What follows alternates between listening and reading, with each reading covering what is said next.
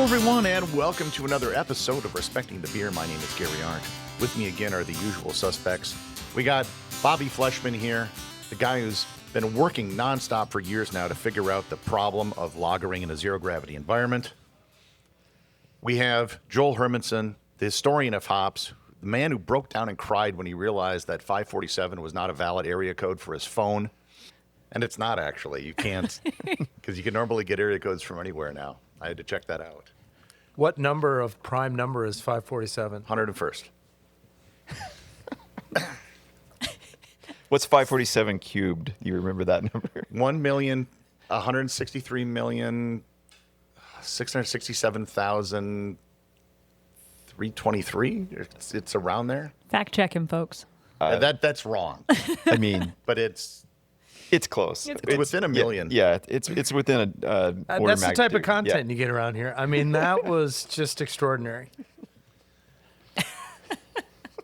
And also, the professor of physical chemistry therapy, Lawrence University, Allison McFleshman.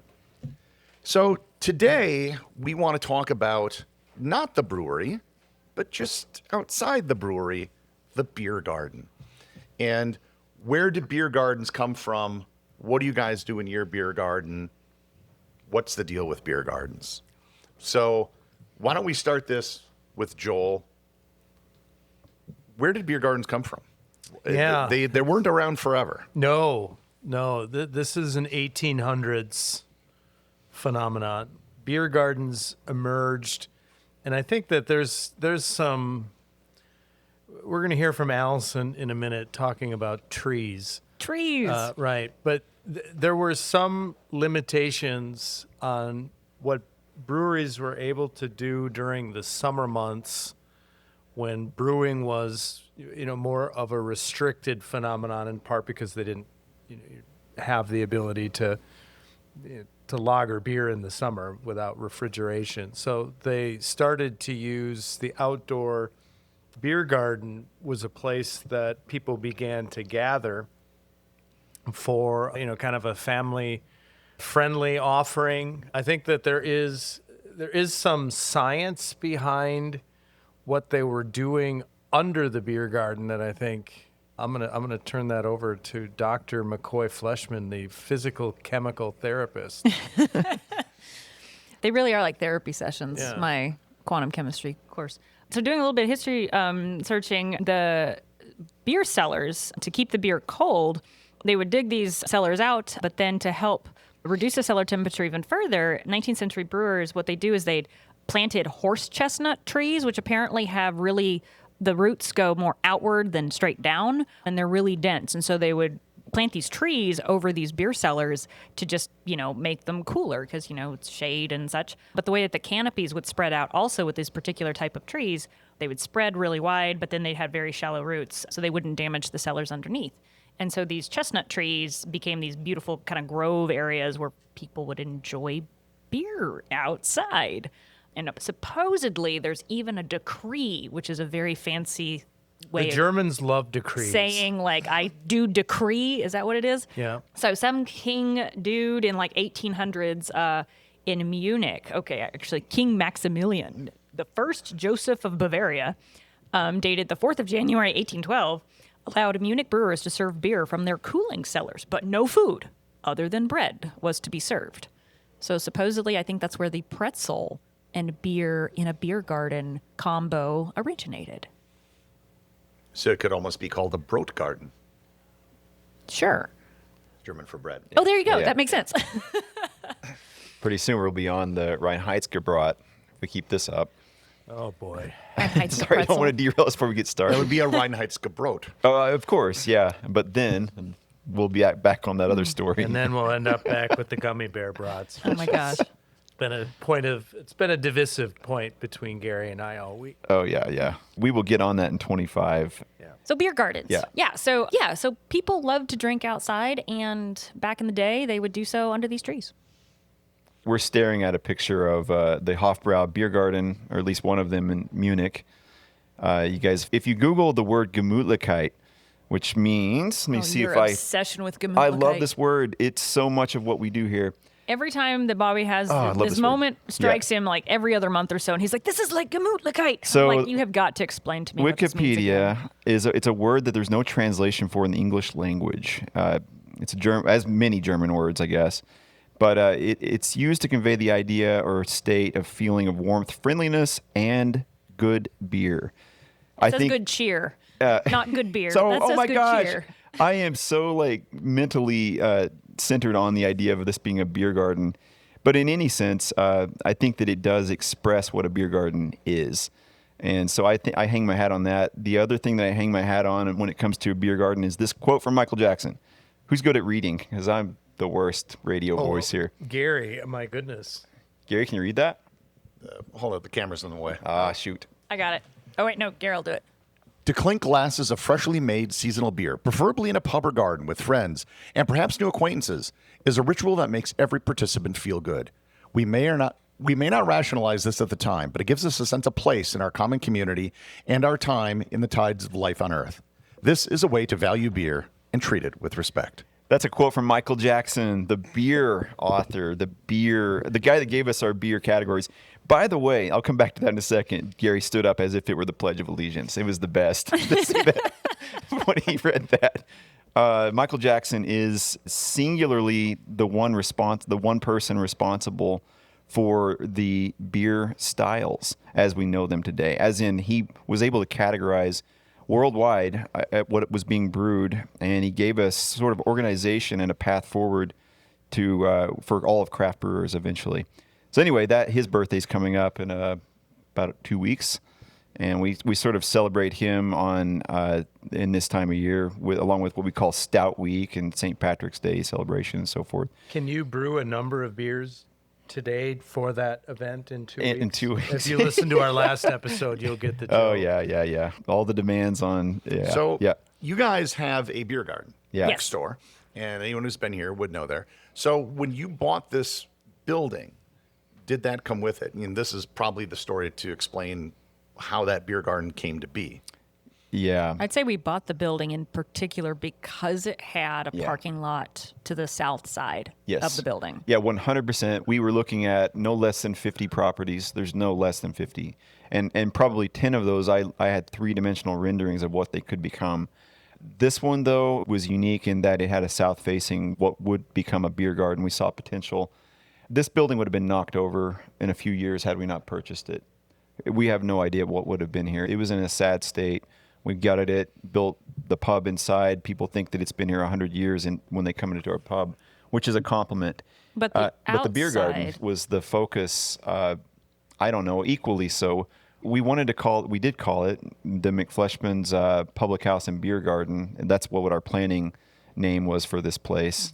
And the beer garden's grown over time. I mean, it started, I want to say in our first year, we had some benches outside with some portable canopies that you'd get from the hardware store. Oh, we have so and many then pictures. we just kept kind of adding slowly. And over the years, it's just kind of morphed into, now it spans the entire length of the building. People, I think it's endearing. I think people really embrace the DIY nature of what we built here. And the murals on the walls, both sides. The Appleton Bike Shop also has put murals on their wall. That's true. We have a really good relationship with the Appleton Bicycle Shop, which has been in business since 18. Not 18. Or 19. 19. I want to say 21, but I may have that. Maybe it was 39. That's another date that sticks out. Anyway, they've been around for a while. It's a while. But I think we didn't just open this like a chain restaurant and build a big tap or a beer garden. It has character. It has history. I think that it's probably what we're known for more than our pub, as much as people love our pub. Largely because of Mile of Music, which brings lots and lots and lots of people here, and they spend all of their time out there for that first week in August. Yeah. But I just think about this quote from Michael Jackson and this concept of Gemütlichkeit, and how I spent some time in a short while in Cologne, Germany on a trip back in the day, and how they drink Kolsch all day long. There's not a lot of options there, but still, the concept of a beer garden, which struck me as so embedded within that society, and the same was true with Wisconsin, to be honest. We come from Oklahoma. Yeah. We made our way a few times in 2013 and 14 to the Hofbrau Beer Garden, which was in a park in Milwaukee, and I can't remember that park's name, but it was like a bunch of soccer fields, and Yeah, that's where the Bavarian Soccer Club Yep. is. Yeah. Yeah. That's a major event down there. yeah, and that That just space is blew me away. amazing. Yeah. And Germantown, they have some great stuff going on there too, north of Milwaukee. I think one of the things is that, so Bobby and I, from Oklahoma, I lived half my life in Texas. There are no seasons. There's summer, and then there's kind of not summer, which is kind of winter. Yeah, you have green grass and brown grass. Right, and there's season. nothing, like, that's it. But Yeah. here, when we moved to Wisconsin, we were taken so aback by how the seasons change and how there's Yeah. beer garden season and then there's not beer garden season. Yeah. And then within that, beer garden season, there's the spring, there's the summer, then there's the fall. There's more immediacy here. It's Yeah. amazing how it changes and how everyone embraces the outside so much that I think that that's one of the reasons that we really wanted to build a beer garden that would cater to that desire to just be outside, to be in the elements while you can. I wasn't here yesterday, but the temperature Yeah. almost hit 70 degrees. Oh yeah. I'm guessing it was probably packed Massive. outside. It was massive. packed. It was such an amazing but day. even 56 degrees earlier in the week was insane, and that was on a Tuesday, I think, or what I forget. But To a Wisconsinite, 50 is 70. oh, and then Yeah. for people that don't know, Wisconsinites, once they flip the switch to short season, they're in shorts. There's no going back. till next fall. Yeah, Yeah. they pack them away. Yeah. They're immediately packed, and, Yeah. and they don't come out again. No, Absolutely. my sandals are on. And There it is. Yeah. And so I am so not a Wisconsinite. I was so proud of myself because this is the first week I haven't been wearing my thermal underwear, like the full leg coverings and such, because I'm like, it's so cold. That's a big deal for Allison. Oh She my does gosh. not like the Thermal cold. I underwear wouldn't half put those the on year. until it's like negative 20. I wear them from October to April. And the other thing, just to connect with this, I wasn't here yesterday, but I heard stories that the beer garden that we have is so consistent with some of the early German beer gardens that they had and the goals that they had, which was to have people connect, to have it be like a family-friendly place, and you can go out there and you can see dogs sitting in the beer garden outside and you can see kids running around. It's such a refreshing thing. You see people sitting with other people at a Yep. table, We have larger tables. meeting new that- people. You don't see people sitting on their phone. It's such a wonderful thing. As proud as And I am that's- for the accolades for the tap room, the authenticity of the beer garden and how that's been translated, I'm very proud of. Yeah, and I kind of like to pivot to this because you've put a lot of time and effort into making that beer garden everything that I just mentioned. Do you want to Yeah. touch on that a So little bit? when it started, we needed to open back in 2018, and we didn't have any money to build the beer garden. If anyone's seen our tap room, they'll understand why. We put hand-built everything into the tap everything room. in that tap room ourselves. Which is gorgeous. Yeah, well so done. so we did that, but we wanted to throw a table or two up outside because we knew that was our plan. So what I did was, I was saving as I was making all of the trim downstairs. I was saving lumber intended to become our picnic table. So that's white oak, grown in Wisconsin, cut down north of Madison. Longer story there, but comes from someone's basement, and we bought it off of Craigslist, and we went there with 2 trailers 2 weeks in a row to get it. Dan McCarthy. And I stockpiled what would become the wood for those tables. And so when we were done with the trim downstairs, I started to crank out the tables that we see outside. They're very, very DIY, but they've been rugged enough to hold up to going on 7 Okay, you've years. been a professional carpenter. I wouldn't necessarily call it DIY. Well, you know what I'm saying. We didn't just buy some tables. When people are sitting in those, if they knew that was the trim on the walls inside, Yeah, that was the same same wood. wood. Exactly the same wood. Well, and it was also arbitrarily the- chosen to The become tree the plank. stumps. So we Oh, found the tree stumps. We I have these I tree just took 'em stumps from that the we've street gotten from somewhere. various neighbors when trees have been taken Oh, down. my God. We For- just for go and chairs. salvage the tree stumps, and then we notch out sides, and then we put the boards down to make benches. When people say stories are here, they have no idea. But yeah. this is part of that authenticity that, It is, that yeah. I know you strive for. Yeah, yeah. You wouldn't like the beer garden if it had a bunch of fabricated Oh. Polywood tables that No. you Yeah. bought. No. If things matched, it would be weird. Right. It's like, part of the vibe. Even like the metal wire chairs that are out there, those are Ale Asylum's chairs. Yeah, after so they there's a closed. connection to another brewery already. Right, you're literally sitting in the same chairs that was in their own beer garden. Yeah. How do I put this? Fun side story. We almost lost those on the highway, or not on the highway, but on the city streets when Kristen and I came back from picking them up. We didn't have them tied down correctly. So it was like freezing rain, and we had to like get up back in the truck and like put the chairs back in.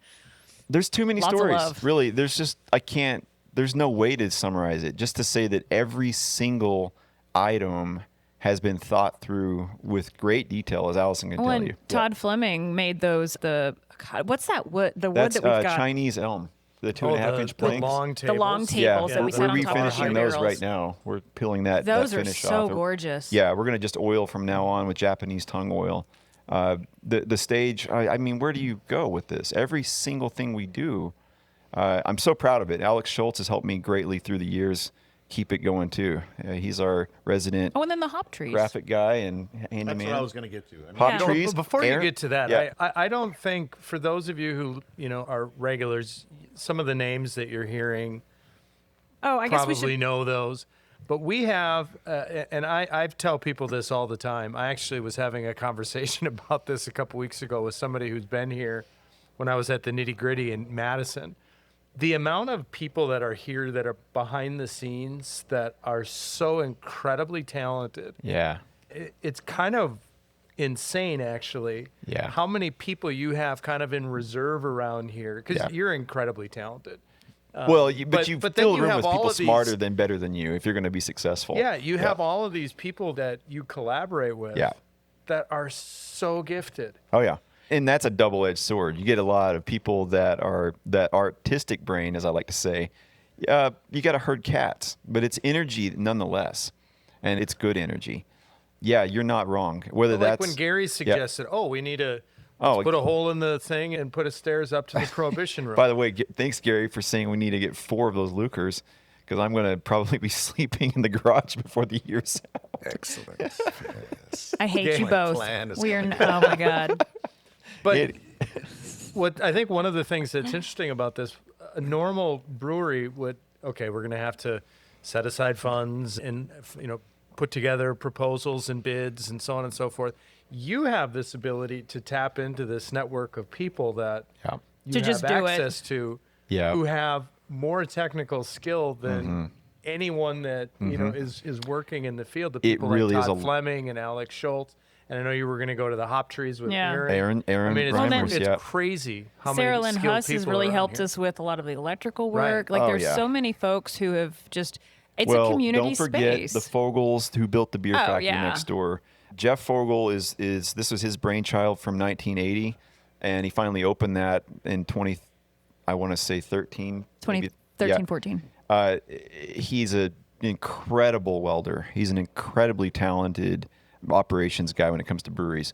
So that's quite the resource next door too. And his son is Ben Fogel, who has left a career with Plexus, and they do automation. So we have so many talented people on this block to pull from. It's like an endless, Yeah. infinite amount of never people ends. that you can summon for problem solving. and when I think about it, it's just about, at this point, the stress is not finding the people or the demand for what we're doing here. It's just that constant game of moving the pieces around on the board, Yeah. which is the fun part, I hope. Hop trees. Hop trees. Hop So trees. You don't yeah. have actual trees in your beer garden. That's No, true. It's not yeah. a real beer garden because it's an asphalt parking lot. Yeah, that's been an evolution and will continue to be. But the hop trees, the metal sculptures you're talking about, So Bobby comes to me and he goes, "I got it. I'm gonna plant oak Was trees." this at 5:30 in the morning? And It was over coffee. He comes back from a run and he's like, "This is what we're going to do. We're going to dig up the asphalt. And we're going to plant oak trees. And we're going to do it like this year and it's going to be amazing." And I'm like, "No, we don't no, we can't afford it. No, we're not going to." And so I go on to the internet and I'm like, "Just what sort of thing?" And I Google like some sort of like hop tree or some sort of like something. And then pops up a vision of hops cascading down from this metal structure. And I go, okay, I know you want trees. How about this instead? We can do this tomorrow and not have to wait 25 years to, grow an oak tree. Sometimes you have to act as the governor to his ambitions. It's ridiculous. I mean, I love it. Oh Checks my and gosh. balances. You can plant a seed like, our roof's kind of leaky. I wonder if we can get a new one. And lo and behold, thanks to him and Alex Schultz, we have a new roof. But anyway, so that was the compromise. And so we have this picture that we took to Aaron Reimers, who's one of our assistant brewers. Super talented. So talented. He has experience Metal sculptor. metal sculpting. And he built these hop trees, which, Joel, you could take it from there. As someone who has no talent in this arena, they are these kind of upcycled bike rims and Upcycled bike cycles. Right, upcycled cycles. And the hops run up because hops are a vertical climbing plant. And they go up and they form this really lovely, like it's almost like when you have on the side of your house where you have the vines going up. We use those to get, kind of catch hops. And I'm struggling to come up with the right words for They it. kind of but cascade outward. They and cascade, which it creates is such like an a good umbrella. word choice when you're talking about hops. Oh, that's so true. How noble of me to say Very something. But they cascade outward, and it's almost like a hop umbrella. Yeah. And today, in fact, And they are a conversation starter. They are. Everybody talks about them. And they've got bicycle Don't rims. feed your dogs. Two of them have the bicycle rims to make the cascade umbrella part, but then one of them still doesn't. So we just string these cables, and then the hops just kind of grow outward from them. But today even is we are going to have to replant the hops because folks really like to give beer to the hops. And even though we have these signs that say, please don't give beer to the hops, like don't dump your beer here. Over the years, so hops are, what is it when they come back every year? Rhizome. Yeah, they're from a rhizome. Perennial. Yeah. And so these are the hop plants that we've had for about 4 or 5 years now. We fear that they might be root bound, but because they've been getting kind of unhealthy every year, a little bit more and more. But we think it's because the acidity of the soil is now so acidic because of the beer that folks have dumped into them that we need to just do a complete replacement of the soil. So that's actually the task for later today. Is this where I announced that we're planning a tree house out of metal, recycled at some point? I'm not looking to my left where Allison's sitting. Oh, what? That's Nothing? probably wise that you just why don't you just wait, look over at what? me? Let's just No, do that. this A is tree the house. Jeff and Aaron conversation. Wait, They're both what? metal sculptors. Where? Here? Jeff has some parts and Don't you pieces. need a tree first? Metal. It'll be a metal tree. If you've Where? ever seen Dogfish Why? Head's treehouse. Dude, that is so metal. Stop. Yeah. Yes, Gary, please continue to Yeah, encourage. No. Next subject. Here? Nope. Wait. Yes. You know what's a metal? Gold. Ooh. We are not Yeah. having gold-laden hop trees. So Jeff has all these parts that are found in dumpsters at Miller and Pabst and all these other breweries. And he wants to build sculptures. So does Aaron. So I'm going to pit the two of them to build a treehouse. If you subscribe to the podcast Patreon page, we're going to have Allison's face right now available for you to see. Her facial expression, which is priceless right now. I think there are things you could do to actually green up the beer garden even more that would be very cost affordable. Just like because that side of the building faces south, you could put ivy, Yes. which doesn't cost much at all, Nope. and just let it grow over the years. And a lot of that upper part, at least, would be green. And I think you could even on a lot of those wooden shelters you have ivy on the roofs and stuff and climb up it. That would cost next to nothing. And then you have the sails. Oh, the sails. Yes. I still remember watching Alex putting the sails together. He was on like a 15-foot ladder, and he was standing on the very top of the ladder, which you're not supposed to do. And he was using all 5'10" of his frame to try to connect that in the middle. And I was just standing below, and I had pushed 9 and 1 on my phone, and I was just waiting for the next event to happen to hit that other one. Do you remember this? Yeah, I do. Oh, my word. So when you said Well, like- sail, you're referring to the We have shade three canopy. shade sails in front of the stage. I thought you stage. were referring to sail as in SALE, No. Oh, which yeah. you also are set up outside Yeah, to yeah. serve beer, although you don't do it that often. That's true. The outdoor bar. Yeah. And I know there's always been talk about, I know you have food trucks that come by every so often. For like Mile of Music, you'll have something set up. Do you have any plans to like do more of that, or like on a Saturday or something? Yeah. So we're putting our toe in the water when it comes to food. We have now pretzels. Soon there'll be pizzas that we're just rewarming. And I think eventually we're going to have a food prep area under our staircase. We're going to build that out, and that'll be a permanent, therefore it'll be a permanent station for serving beers when it's nice out. So yeah, I think we'll see more of that because we'll be able to put someone on staff to be out there.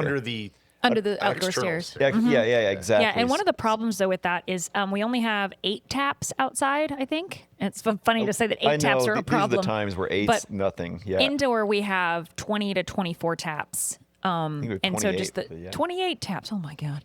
So the selection is hard. So it's hard to plan that to justify having it open all the time. I think food is the key because then we can afford the staff to be there all the time. And then in more weeks, for sure, we'll have the bar open. I think we should just put, and I know Gary would agree with me, let's just put some Luker faucet systems outside, too. Oh, yeah. I'm so glad of this seating arrangement. They'll stay there for years without anyone ever touching them or even a selling them for cask scrap metal. system and a nitro system. I could see major upgrades. More happening pictures, out there. David. Could be by of Allison's face. The metal treehouse that's... Now, is this treehouse for adults or for children? Oh, yeah. It's like a Dogfish Head inspired. If people don't get the reference, He Dogfish didn't Head answer it, has notice. Do you want a swing set out there, too? And a slide? I mean, actually, You don't have a slide. ton of space. Exactly. Have you ever thought of removing the asphalt? Oh, yes. So, okay. Let's back up If a you'd little like bit. to invest in the brewery, oh my God. There is a house in Appleton that was hydroelectric powered, a Hearthstone. And you guys live here, you know. It's the first house in the world ever wired for electricity. Exactly. So from they pulled from hydroelectric power. We do. Yeah. You can get way off on a tangent, but they pulled the pavers, they pulled the brick pavers out, and they are in a construction company in town named Bolt. They are in their possession, and those pavers, I have my eye on them to become our beer garden pavers at some point. Wait, what? Don't worry about this. This is another one. Please refer to the early Patreon when you say picture a of paver. Allison's face. They're bricks What? that were used to create the driveway to that house. They pulled them up about 5 to 10 years ago. No. And they are in No. Bolt's I mean, storage. I love the history. In all fairness, you could do that pretty cheap, I would think. They're Face yeah. off, Gary v. Allison. Here we go. No, Yeah, just- yeah. And you could do it piecemeal. So Yeah, I don't think exactly. You need to do everything. You could just do. Exactly. We're adding some bricks to this part. You take a pick and you take out the asphalt and. But that Are story you goes volunteering back, yourself to help? It goes. Oh, no. That story goes Yeah, you back should even do. further, you guys. I'm a podcaster. Those pavers came from State Street. State Street is the street on which our brewery is located, and it's where there was a trolley that ran. One of the first, I guess, in the nation. I'm not sure the entire history, but it was powered by the same electrical grid that powered the Hearthstone house. And those pavers got pulled up at some point, so they shelved the trolley. They became the pavers at Hearthstone. Can you get any more historical and significant than that? So we're working on getting Alex Schultz Maybe involved Bolt in this. wants to donate them to preserve them. Bolt's name could go hey, on Bolt. the ground. Oh, there's so many the ways. Bolt Beer Garden. The Bolt Beer Garden. I mean, and then there are some that have been dumped in the river, believe it or not. So we just We are have to going to be going underwater for a podcast. only we had somebody who knew how to scuba dive. That would be awesome, and retrieve these bricks because they're sitting there ready to be taken. Is Just it to add a wrong- Garyism to the podcast, I've literally done this in Egypt, in Alexandria, where I saw the bricks of the original lighthouse of Alexandria that are off the pier. Wow. So you would be able to lead the expedition to retrieve these paving stones. If you knew where it was and you had scuba gear, yes. Excellent. I don't right. have scuba gear, but The plans are coming together, Allison. In real time, and we're looking at a You picture know what? of Reduce, Dogfish Head's reuse, recycle. Let's treehouse reuse these things. for inspiration. Oh my God. Mm-hmm. No.